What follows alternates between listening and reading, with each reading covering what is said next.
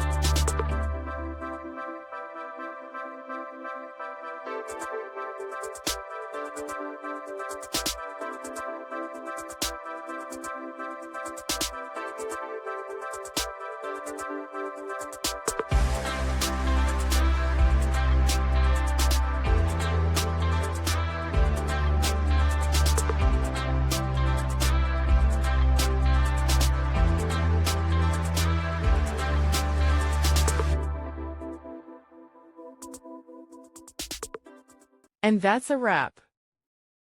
I hope you found the answer you were looking for. If you did, take a second to hit that subscribe button. It really helps out. And let me know in the comments which solution worked best for you. See you next time in the debug zone.